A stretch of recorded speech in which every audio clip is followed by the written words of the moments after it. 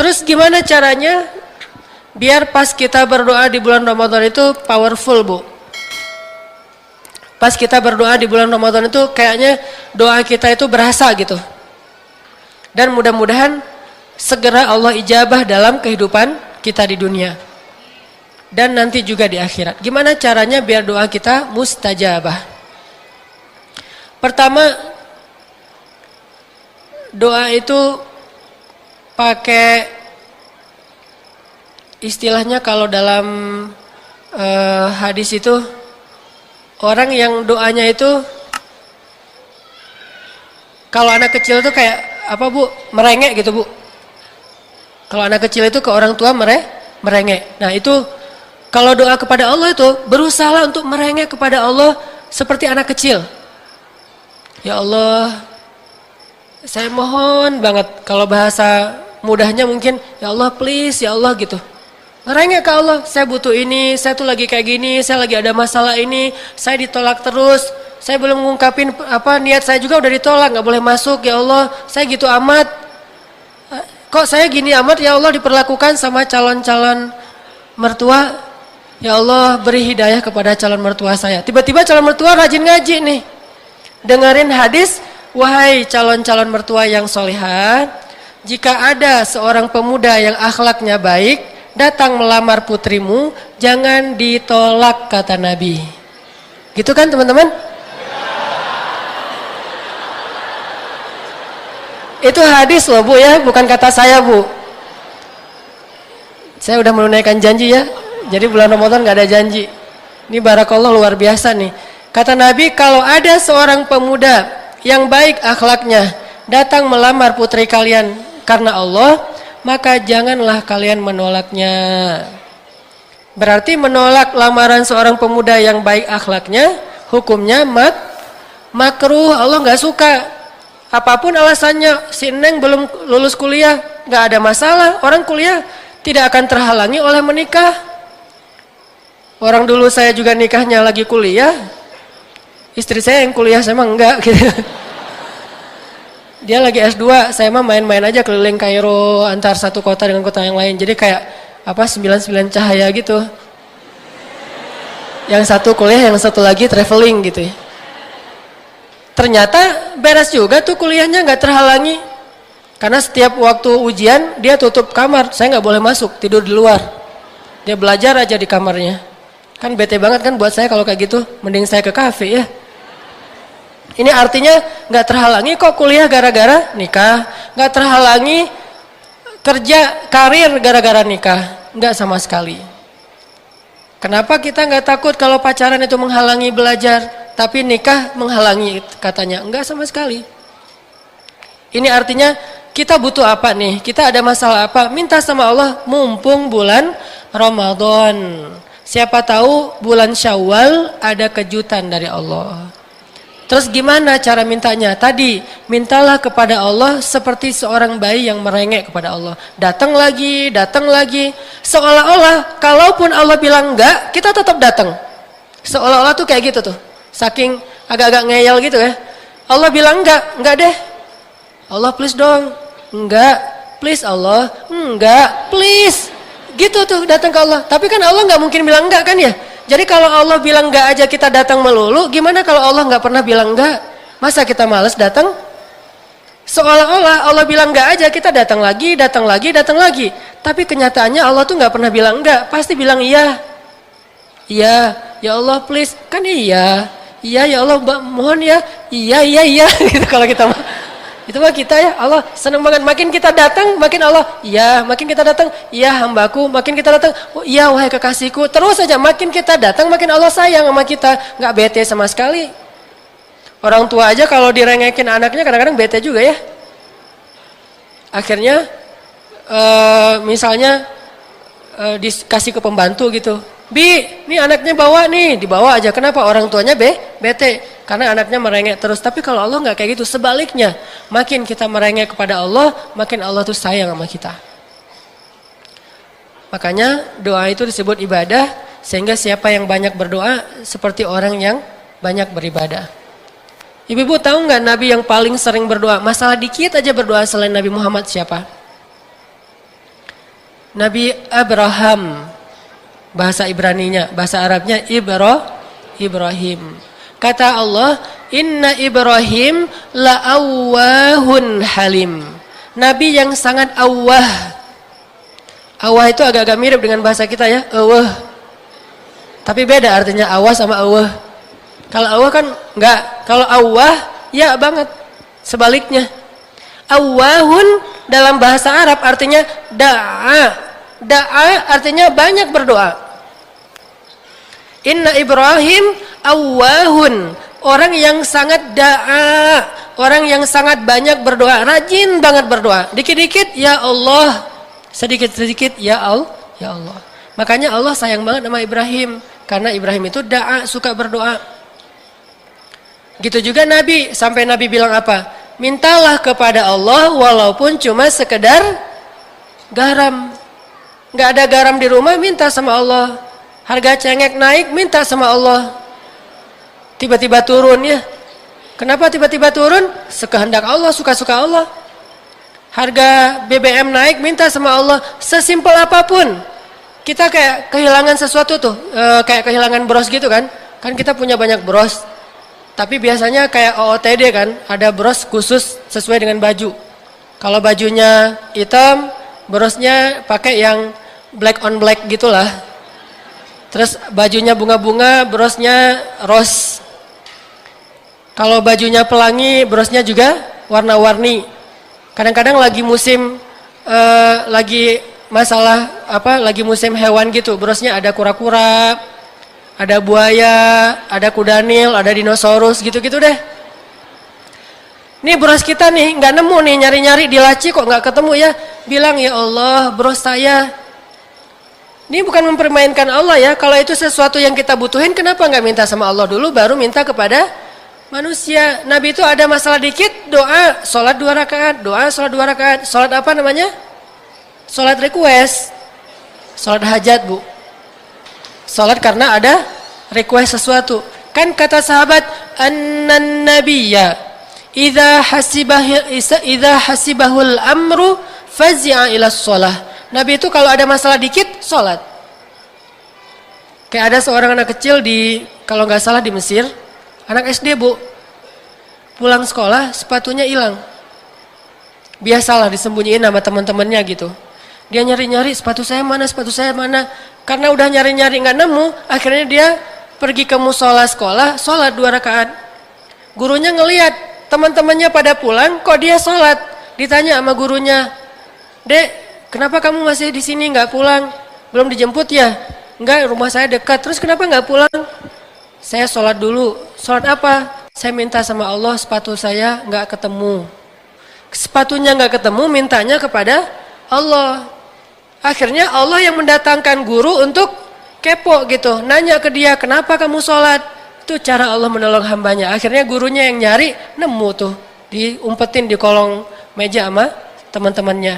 Ini artinya minta sama Allah walaupun hal yang paling kecil sekalipun. Apalagi hal-hal yang besar, musibah-musibah besar dalam kehidupan kita. Jadi pertama kalau mau doanya diijabah, merengeklah sama Allah kayak Nabi Zakaria di awal surat Maryam. Allah, rambut saya udah beruban, tulang saya udah lemah, istri saya juga mandul, saya belum punya anak, usia kita udah tua berdua. Tapi beri saya anak ya Allah, 1 aja. Kalau bisa sih walaupun 1, yang keren ya Allah. Keren di sini artinya yang lembut, yang soleh, yang pintar, yang berbakti, yang akhlaknya mulia, yang terpilih, yang istimewa. Wah, kriterianya banyak banget. Akhirnya kata Allah, ya Zakaria, wahai Zakaria. Setelah Nabi Zakaria merengek terus, ya Zakaria, inna nubashiruka bighulam. Berbahagialah wahai Zakaria, kamu akan punya anak laki-laki. Ismuhu Yahya, namanya adalah Yahya. Siapa yang ngasih nama anak Zakaria? Allah. Kalau kita nyari namanya di Google, googling dulu nih. Nama yang bagus apa keluar, nama-nama Islami gitu ya. Walaupun kadang-kadang aneh-aneh juga tuh. Nama tapi kalimat. Dalam bahasa Arab itu nama ya nama, kalimat ya kalimat. Ada juga di kita nama kalimat. Kayak saya pernah cerita, nama bahasa Indonesianya bagus, pas di Arabin jadi agak-agak unik. Bahasa Sundanya Cecep. Kan bagus kan ya? Cecep artinya apa? Kasep. Kalau bahasa Arabnya Wasim. Terus jadi bahasa Inggris. Bahasa Inggrisnya apa Wasim teh? Nah, itu bahasa Arab tuh. Wasim, bahasa Sundanya Cecep. Pas pergi ke Mesir, tanya Ismake, nama kamu siapa? Cecep. Zaibaro, gimana cara baca Cecep dalam bahasa Arab? Tidak ada huruf C. Ya udah pakai shin aja, ship. Dan dalam bahasa Mesir, ship itu artinya sendal jepit. Padahal di kita mah udah bagus, sampai di sana berubah gitu artinya. Sedangkan Yahya namanya itu dari Allah langsung loh Bu. Jadi kalau ibu-ibu punya cucu atau anak laki-laki, salah satu nama terbaik itu adalah Yahya, itu nama dari langit. Makanya saya tuh dari dulu tuh pengen banget punya anak laki-laki dan mau saya kasih nama Yahya. Alhamdulillah Allah kasih, langsung saya kasih nama Yahya. Ditambah ujungnya Ayyash, karena salah satu mujahid Palestina idola saya itu adalah Yahya Ayyash. Dan Yahya dan Ayyash itu artinya sama sih. Kalau untuk cewek Aisyah, kalau untuk laki-laki Ayyash, itu sama artinya. Ismuhu Yahya lam naj'al lahu min qablu samiyya. Enggak ada anak seperti itu selama ini. Yahya banget tuh. Satu, merengek kayak Nabi Zakaria, ya Allah, ya Allah, ya Allah, terus saja gitu. Seandainya Allah, walaupun nggak mungkin ya, seandainya kurang lebih atau kayak seolah-olah Allah bilang enggak, tetap minta, pasti Allah kasih. Yang kedua, biar doa kita tuh diijabah, terutama doa tentang kebaikan-kebaikan, bukan tentang pertolongan dalam musibah ya, tentang suatu kebaikan. Khususnya doa orang tua untuk anak nih. Kalau pengen doa kita untuk anak kita diijabah, doalah dengan ghibtoh. Pernah dengar nggak Bu ghibtoh? Ghibtoh itu artinya cemburu. Jadi kalau misalnya ibu-ibu cemburu kepada orang yang solih, cemburunya tuh cemburu berat, pengen banget punya anak kayak dia, itu namanya ghibtoh. Berdoalah, ya Allah, saya pengen punya anak kayak orang itu tuh yang solih, Allah kasih tuh. Itu salah satu rahasia doanya diijabah. Dan itu terbukti kepada Zakaria juga. Zakaria itu ngeghibtohin Maryam. Kan yang ngasih pemeliharaan kepada Maryam di Masjid Al-Aqsa kan Zakaria. Suatu hari Zakaria bawa makanan ke dalam mihrab Maryam. Maryamnya udah punya banyak makanan, segar lagi tuh buah-buahannya. Zakaria nanya, "Anna laki hadza ya Maryam?" Kamu dapat dari mana makanan ini wahai Maryam? Kata Maryam, "Huwa min indillah." Allah yang ngasih, langsung turun dari surga loh. Itu makanan yang dimakan sama Maryam datangnya dari surga. Sehingga waktu itu hunalika da'a Zakaria rabbah. Saat itu Zakaria itu semakin cemburu sama Maryam. Sehingga Zakaria berdoa saat itu juga, ya Allah, pengen banget punya anak kayak gini tapi yang laki-laki. Dikasihlah Yahya. Itu namanya ghibtoh. Dalam bahasa hadis, la hasada illa fitnatain. Enggak boleh kita cemburu kecuali kepada dua orang. Salah satunya ulama, yang kedua orang yang dermawan, bukan orang kaya.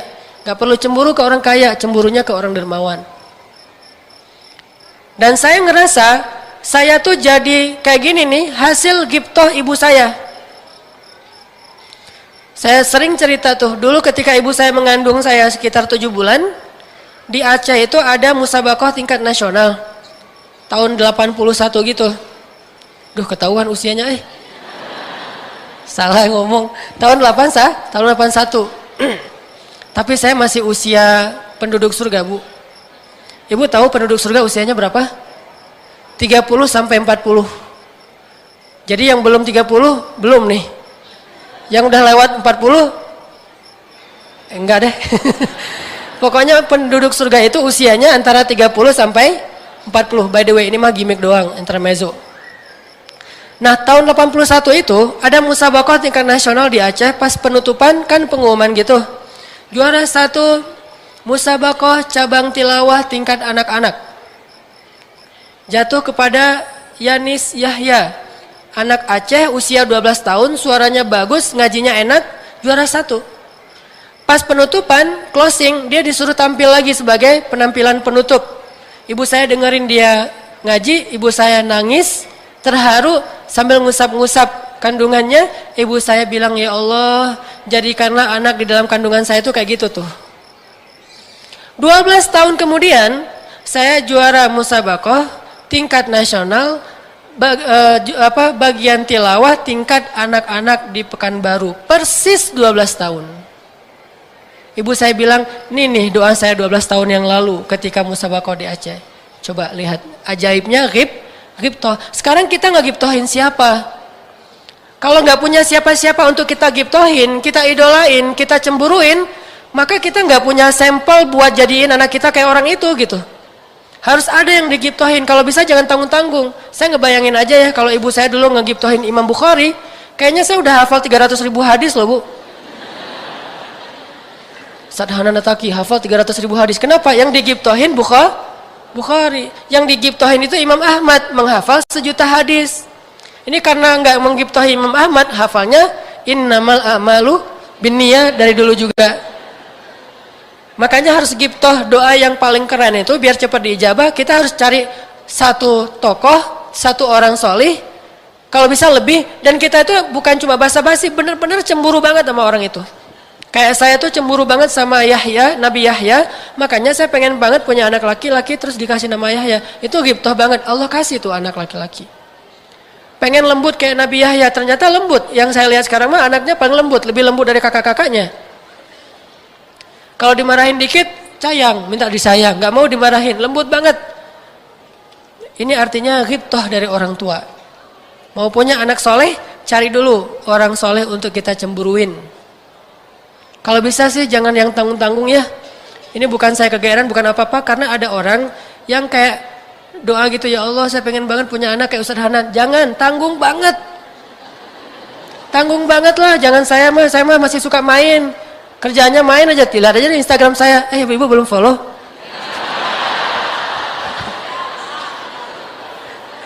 Main aja kan kerjaannya, cari yang ngaji aja, yang tahajud aja ya. Carilah yang lebih soleh lah, kayak ulama-ulama yang terdahulu, Imam Nawawi, Imam Ahmad, Ibnu Taimiyah, Imam siapalah banyak, atau kiai-kiai yang senior yang luar biasa, Hasyim Asy'ari atau Ahmad Dahlan yang jelas-jelas pahlawan-pahlawan kan, ghibtoh sama mereka. Siapa tahu nanti anak kita, kalaupun nggak persis, setidaknya agak-agak mirip gitu. Fa'il lam takun mithlahum fatashabbahu bihim. Kalau nggak persis kayak mereka, minimal mirip sama mereka. 2, ghibtoh. Yang ketiga, nanti sisa-sisanya ibu-ibu bisa lihat di tausiah-tausiah ustadz yang lain, atau saya juga kayak nulis buku tentang booster Ramadan gitu. Di situ nanti panjang tuh beberapa tips doa. Sekarang 3 aja nih. Yang ketiganya apa?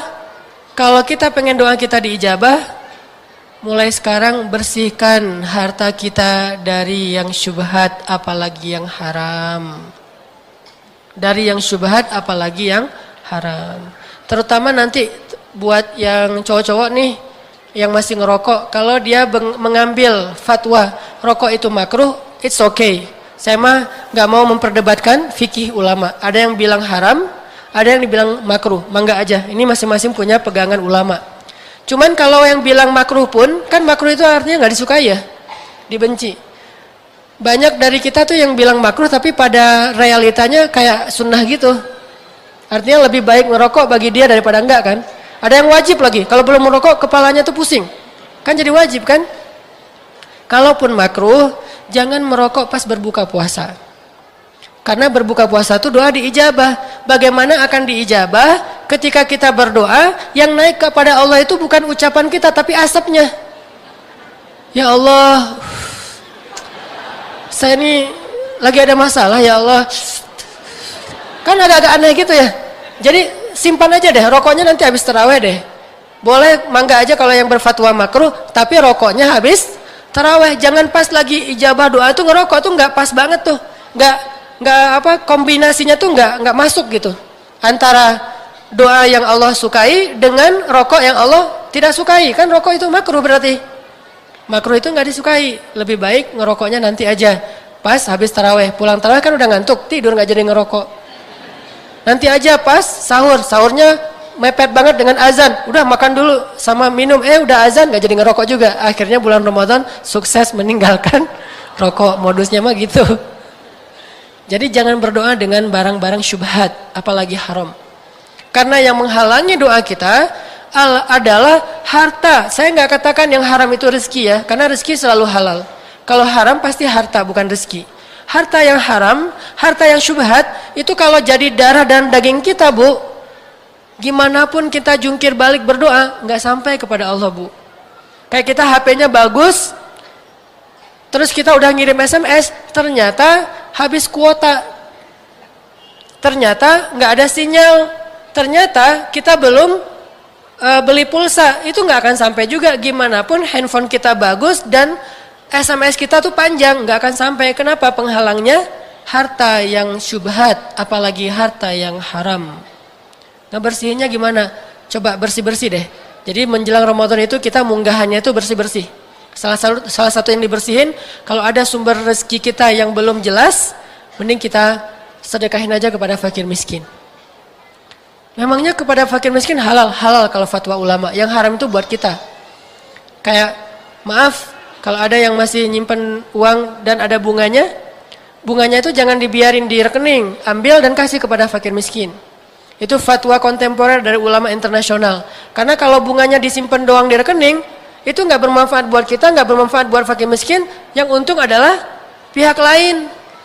Kalau kita tabungannya 100.000, 200.000 mungkin nggak berasa ya bunganya. Coba yang orang-orang Timur Tengah, yang saudagar minyak itu, tabungannya itu udah miliaran. Depositonya itu udah puluhan miliar, yang bunganya sebulan itu bisa puluhan juta. Kalau dikasih ke Somalia kan lumayan. Dikasih ke Suriah lumayan. Jadi fatwa internasional dari ulama-ulama di Qatar, di Kuwait, bahwa bunga bank yang udah terlanjur boleh diambil dan diberikan kepada orang-orang yang membutuhkan seperti korban perang atau korban dari satu musibah kayak kelaparan. Tapi untuk kita nggak boleh. Bersih-bersih sebelum Ramadan. Mudah-mudahan nanti pas masuk bulan Ramadan kita angkat tangan, kita belum mengusap ke wajah kita udah dikabulin. Baru ya Allah, tring telepon. Dek ke rumah ya, langsung dipanggil ke rumah sama calon tadi. Tiba-tiba dia sampai rumah, Assalamualaikum, Waalaikumsalam. Dek, jadi kapan nih kita akadnya? Pak, apa ini maksudnya akad apa? Saya tiba-tiba jadi serak aja sama adik, Masya Allah ya. Tiba-tiba Allah kayak ngasih sesuatu dalam hati saya jadi mantep. Atau mungkin karena semalam saya mimpi, dalam mimpi itu saya ngelihat adik tuh nolongin saya dari api neraka, nyelamatin dari sebuah jurang. Bisa aja dengan banyak cara. Belum juga kita ngaminin. Belum diusap di wajah kita udah dikabulin sama Allah. Kenapa? Tidak ada penghalang. 3 itu ya Bu, poinnya. 1, doa itu adalah ibadah dan Allah suka banget sama orang yang rajin berdoa. Bulan Ramadan, bulan doa. Kedua, kalau pengen berdoa, merengek sama Allah.